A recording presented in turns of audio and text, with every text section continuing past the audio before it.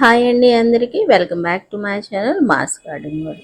ఈరోజు వీడియోలో చాలా సింపుల్ అండ్ ఈజీ ప్రాసెస్తో ఒక కప్పు అన్నంతో ఇంట్లో మిగిలిన రైస్ ఉంటుంది కదండి, మనం వండుకున్నప్పుడు మిగిలిన రైస్తో మంచి స్నాక్ ఐటమ్ అండి. క్రిస్పీగా క్రంచీగా చాలా చాలా టేస్ట్గా ఉంటుంది. ఈ విధంగా చేసుకున్నారంటే వీడియోలోకి అయితే వెళ్ళిపోదాం. ముందుగా ఒక 2-3 బంగాళదుంపలు అయితే తీసుకొని ఒక కప్పు వరకు ఉంటాయి అన్నమాట బంగాళదుంప ముక్కలు. ఇలాగా కట్ చేసుకొని కొలత లెక్కలో అయితే 1/2 కేజీ కంటే తక్కువ 1/2 కేజీ తెచ్చుకుంటే ఒక బంగాళదుంప వదిలేసి మిగిలిన వేసేసుకోండి.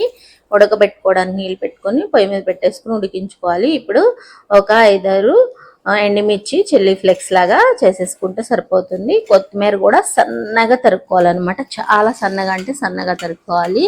సన్నగా తరిగిన కొత్తిమీర పక్కన పెట్టేసుకున్నాము. ఈలోపు మనకి బంగాళదుంపలు అయితే ఉడుకుతా ఉన్నాయి, ఉడికిపోయినాయి కదా. ఉడికిపోయిన తర్వాత డీప్ ఫ్రైకి సరిపడా ఆయిల్ అయితే వేసేసుకొని ఇప్పుడు మిక్సీ జార్లో కప్పు రైస్ అయితే తీసుకున్నాము. మీకు ఇంట్లో రైస్ ఉంటే సరే, లేదంటే ఉడికిన అన్నము అప్పుడప్పుడు ఉడికించిన అన్నంతో అయినా చేసుకోవచ్చు. ఈ బంగాళదుంపలు ముందుగా ఉడికించుకున్నాము కదా, వాటిని ఇలా వేసేసుకొని చక్కగా బాగా మెత్తగా అయిపోయేలాగా మనము దీన్ని గ్రైండ్ చేసుకోవాలి. రుచికి సరిపడంత ఉప్పు వేసుకోవాలి. ఒక కప్పు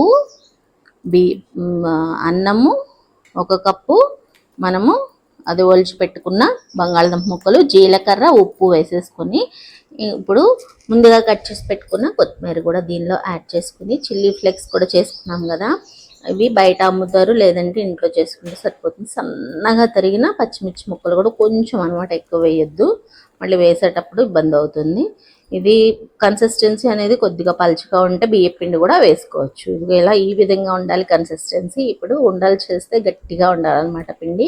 అలా అయితేనే మనకి ఆయిల్ పీల్చకుండా ఇవి క్రంచీగా క్రిస్పీగా చాలా బాగా వస్తాయి. ఈ విధంగా బాల్స్గా అయితే వేసుకోవచ్చు, లేదంటే ఇంకో షేప్ కూడా చూపిస్తాను, వీడియో లాస్ట్ వరకు చూడండి. మీరు చేతితో చేయడం ఇష్టం లేని వాళ్ళకు ఒక పాల ప్యాకెట్ అయితే తీసేసుకుని చక్కగా దాన్ని చిన్న పాల ప్యాకెట్ తీసుకున్నాను, కొద్ది పిండే ఉంది కాబట్టి. దీన్ని కట్ చేసేసుకొని దానిలో మనము గ్రైండ్ చేసుకున్న పిండి ఉంది కదా, అది వేసేసుకొని ఒక రబ్బర్ బ్యాండ్ అయితే వేసేసుకోవాలి. చిన్నగా హోల్ చేసుకుంటే మనము ఈ పొటాటో చిప్స్ లాగా చక్కగా రెడీ చేసుకోవచ్చు అనమాట. ఇది ఈజీగా మనకి చేతికి అంటుకోకుండా చాలా సింపుల్గా అయిపోతుంది. ఇప్పుడు ముందుగా బాల్స్ లాగా చేసినవి పేగిపోయినాయి కదా, మంచిగా బంగారు రంగు వర్ణం వచ్చే వరకు ఫ్రై చేసుకోవాలి. ఫ్రై చేసేసుకొని వీటిని పక్కకు తీసేసుకున్న తర్వాత మనము ముందుగా పెట్టుకున్నాం కదా, దాంతో వేసుకుందాం అనమాట. ఇవి బాల్స్ అనేది లోపల కూడా చాలా బాగా సాఫ్ట్గా, పైన క్రంచీగా ఉంటాయి. సౌండ్ చూసారా ఎంత బాగా వస్తుందో, దీని సౌండ్ చూస్తేనే ఎంత క్రంచీగా ఉంటాయో తెలుస్తుంది. చాలా చాలా టేస్ట్గా ఉంటాయండి. ఇప్పుడు పాల ప్యాకెట్తో మనము ఇలాగా వేసేసుకుందాము.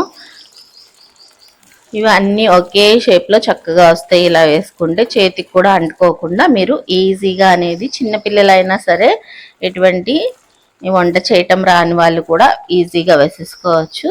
ఇలా వేసేసుకొని చక్కగా బంగారు రంగు వర్ణం వచ్చే వరకు వీటిని కూడా ఫ్రై చేసేసుకోవాలి. ఒక్కసారి కలుపుకుంటూ తిప్పుకుంటూ వీటిని కూడా మనం ఫ్రై చేసేసుకోవాలన్నమాట. చాలా చాలా పైన క్రంచీగా ఉండి లోపల సాఫ్ట్గా ఉంటూ కరకరలాడుతూ చాలా బాగుంటాయి అన్నమాట. వీటిని కూడా తీసేసుకుందాము.